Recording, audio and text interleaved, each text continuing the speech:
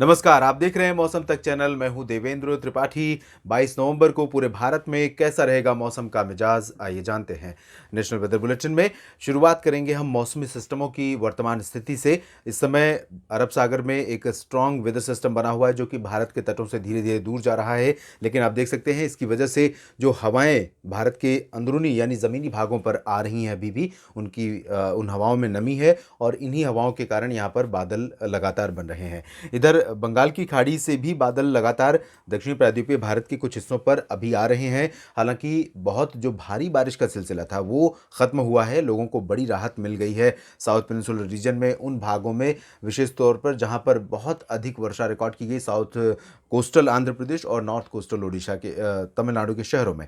लेकिन अभी बारिश का सिलसिला यहाँ पर ख़त्म नहीं होगा क्योंकि नॉर्थ ईस्ट मानसून का सीज़न है और यहाँ पर इस दौरान आमतौर पर बारिश की गतिविधियाँ होती रहती हैं और बारिश से रिलेटेड जो घटनाएं हैं वो भी होती रहती हैं। इस बीच एक नया सिस्टम डेवलप हो चुका है अंडमान व निकोबार द्वीप समूह के दक्षिणी भागों पर, कह सकते हैं कि दक्षिणी अंडमान सागर पर साइक्लोनिक सर्कुलेशन के रूप में अब ये सिस्टम कितना इंटेंसिफाई होगा और किस दिशा में जाएगा इसके बारे में हम आगे ऑब्जर्व करेंगे और आगे अपडेट करेंगे आपको। इधर आप देख सकते हैं उत्तर भारत के भागों पर भी पश्चिमी दिशा से आने वाली हवाओं के साथ मॉइस्चर पहुंच रहा है, लेकिन इन बादलों से आप बारिश की उम्मीद नहीं कर सकते। तो ये ओवरऑल मौसमी सिस्टमों की स्थिति है और आज के बादलों की स्थिति है। इन स्थितियों के बीच में पूरे भारत में कहाँ पर बारिश होगी और कहाँ पर शुष्क मौसम रहेगा, आइए अब जानते हैं।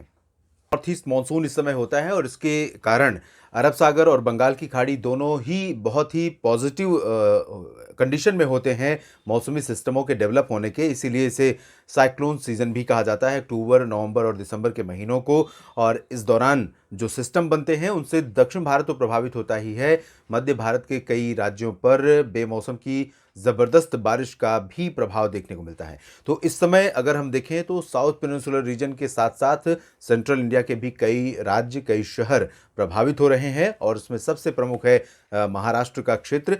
शुरुआत करते हैं फिलहाल दक्षिण भारत से, उसके बाद हम बात करेंगे मध्य महाराष्ट्र और बाकी जगहों की जहां पर बारिश होने की संभावनाएं हैं। यहां आप दक्षिणी प्रायद्वीपीय भारत के क्षेत्रों में देखें तो तमिलनाडु और केरल के साथ साथ दक्षिणी आंतरिक कर्नाटक और उत्तरी आंतरिक कर्नाटक तथा तटीय कर्नाटक के साथ साथ गोवा, इन सभी जगहों पर कई जगहों पर भारी वर्षा होने की संभावना है। केरल में बारिश की गतिविधियां काफ़ी कम हो गई थी पहले, लेकिन अब फिर से इंटेंसिटी यहाँ पर 22 नवंबर के लिए बढ़ती हुई नजर आ रही है। तो उम्मीद कर सकते हैं कि 22 नवंबर को केरल के त्रिवेंद्रम, कोचीन और वायनाड से लेकर तमाम शहरों में मध्यम से तेज वर्षा रिकॉर्ड की जा सकती है।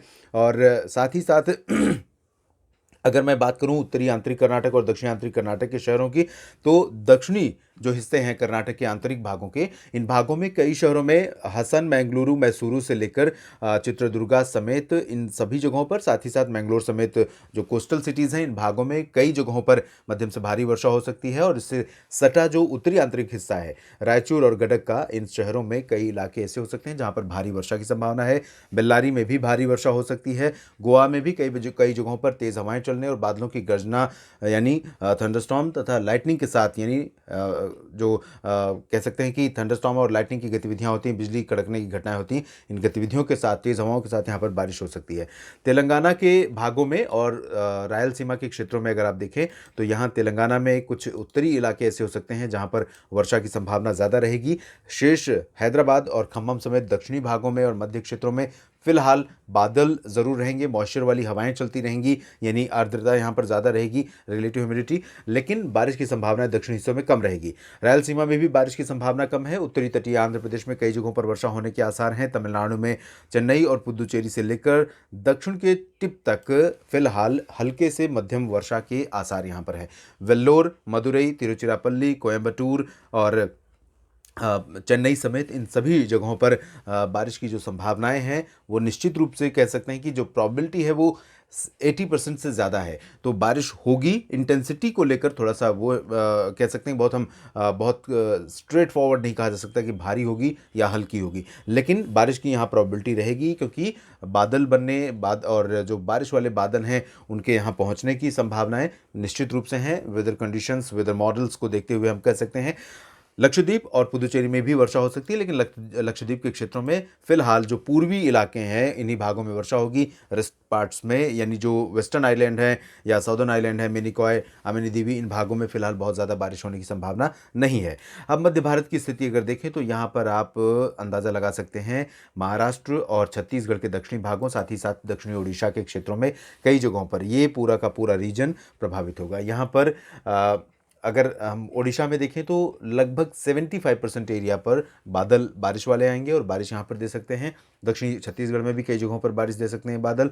नागपुर और अकोला, यवतमाल, वर्धा, गढ़चिरौली, चंद्रपुर, इन सभी जगहों में विदर्भ का वो रीजन बारिश वाला होगा जो तेलंगाना और छत्तीसगढ़ से सटा हुआ है, विशेष रूप से चंद्रपुर और गढ़चिरौली का। तो इन भागों में कई जगहों पर वर्षा हो सकती है।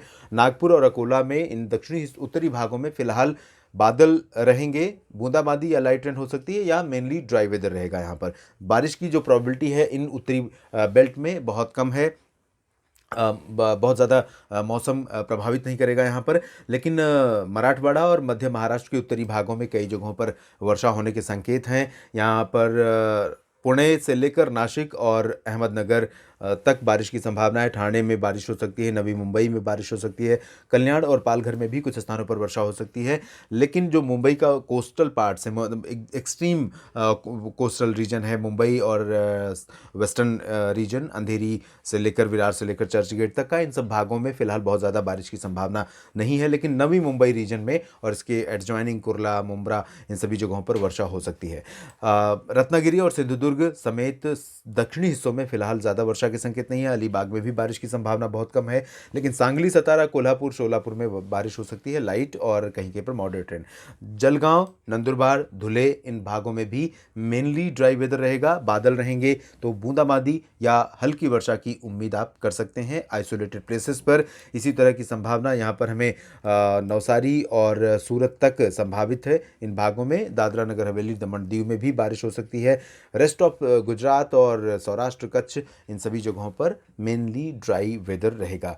मध्य प्रदेश में मौसम शुष्क रहेगा। उत्तर दिशा से ठंडी और शुष्क हवाएं अब चलने लगी हैं। आज रात से ही और कल आपको ये हवाएं बढ़ती हुई नजर आएंगी और यही वो हवाएं होंगी जिनकी वजह से सर्दियों में तापमान में गिरावट होती है और सर्दी बढ़ जाती है। तो अब धीरे धीरे सर्दी का जो प्रभाव है, सर्दी का कहें कि शरद ऋतु का शिकंजा है, वो देश के तमाम इलाकों पर बढ़ता हुआ नजर आ रहा है। उत्तरी भागों के साथ साथ मध्य भागों में, उत्तरी छत्तीसगढ़, ओडिशा के ज़्यादातर उत्तरी इलाकों में, साथ ही अब पूर्वी भारत की बात करें तो यहाँ झारखंड, बिहार, पश्चिम बंगाल और पूर्वोत्तर भारत के अधिकांश इलाकों में मौसम मुख्यतः साफ और शुष्क रहेगा। हमें उम्मीद अरुणाचल प्रदेश में कुछ जगहों पर बारिश की है और ये वो समय है जब अरुणाचल प्रदेश में बारिश के साथ साथ बर्फबारी की संभावनाएं बनने लगती हैं, बर्फबारी की संभावनाएं बनने लगती हैं। तो अभी बहुत ज़्यादा इंटेंस वेदर एक्टिविटी नहीं है, लेकिन WD के चलते जो पैच आया था, मॉइस्चर आया था जम्मू कश्मीर को पार करते हुए, नेपाल और इससे सटे चाइना, तिब्बत को पार करते हुए, उसके चलते यहाँ पर कुछ मॉइस्चर कंडेंसेशन हुआ है और ये बादल यहाँ पर बारिश और बर्फबारी की गतिविधियाँ दे सकते हैं। लेकिन बहुत आइसोलेटेड प्लेसेस पर स्नोफॉल की संभावना अभी रहेगी। पूर्वी उत्तर प्रदेश और पश्चिमी उत्तर प्रदेश में पूरा ड्राई रहेगा और शुष्क ठंडी हवाएं चलने लगी हैं। इन हवाओं का प्रभाव प्रयागराज तक, वाराणसी तक पहुंचेगा। इन सभी जगहों पर तापमान फिर से गिरेगा। पोल्यूशन लेवल में थोड़ी सी कमी आएगी, लेकिन कोहरा अब धीरे धीरे बढ़ेगा। वाटर बॉडीज़ या जहां पर खुले क्षेत्र हैं, जहाँ खेतों की हरियाली है, खेतों में पानी की सिंचाई हुई है, ऐसे जगहों पर अब कोहरा थोड़ा सा यहाँ पर बढ़ता हुआ नजर आएगा। हेज़ और मिस्ट यानी कुहासा और धुंध भी बढ़ेगा। और राजस्थान की अगर बात करें तो सॉरी, राजस्थान में पूरब से लेकर पश्चिम तक, पंजाब, हरियाणा, दिल्ली, वेस्ट यूपी, इन सभी जगहों पर ठंडी हवाएं अब और बढ़ रही हैं। तापमान आज राष्ट्रीय राजधानी दिल्ली में गिरा है, 10 डिग्री से नीचे गया है। सीजन में पहली बार हुआ है जब न्यूनतम तापमान सामान्य से तो नीचे पहले से ही था, लेकिन 10 डिग्री से कम इस सीजन का पहली बार का तापमान ये रहा सफदरजंग मौसम केंद्र पर। और यहाँ पर तापमान में और गिरावट आपको सुबह 22 नवंबर की सुबह देखने को मिल सकती है। पंजाब, हरियाणा के तमाम शहर प्रभावित होंगे और इन भागों में पोल्यूशन से भी लोगों को राहत मिलेगी। दिन में धूप का प्रभाव बढ़ेगा, लेकिन ठंडी ठंडी हवाएं, अगर आप धूप में नहीं होंगे तो ये ठंडी हवाएं काफ़ी सर्दी का एहसास आपको दिला सकती हैं, बढ़ती हुई सर्दी का। पर्वतीय क्षेत्रों में थोड़े से बादल, गिलगित बाल्टिस्तान, मुजफ्फराबाद, लद्दाख से लेकर जम्मू कश्मीर और उत्तराखंड के उत्तरी हिस्सों तक दिखाई दे सकते हैं। इन भागों के दक्षिणी हिस्से, जो दक्षिणी शहर हैं जम्मू, और साथ ही साथ अगर मैं शिमला और धर्मशाला की बात करूं, ऊना की बात करूं, तो यहाँ पर पूरा पूरा ड्राई और क्लियर सनी स्काई वाला वेदर रहेगा। और इसी तरह से देहरादून से लेकर नैनीताल तक का जो दक्षिणी हिस्सा है, इन भागों में भी ड्राई वेदर और क्लियर वेदर रहेगा। उत्तरी हिस्सों में भी ड्राई वेदर रहेगा, लेकिन बादल यहाँ पर आ सकते हैं। श्रीनगर, गुलमर्ग, कुलगाम से लेकर लाहौल स्पीति और उत्तरकाशी, चमोली, पिथौरागढ़, ये जो उत्तरी रीजन है, इन भागों में कुछ स्थानों पर। तो ओवरऑल अगर देखें तो साल 2021 के नवंबर महीने में इस बार कह सकते हैं कि आमतौर पर जितने WD उत्तर भारत को हिट करते हैं, इस बार अभी तक नहीं पहुंचे हैं।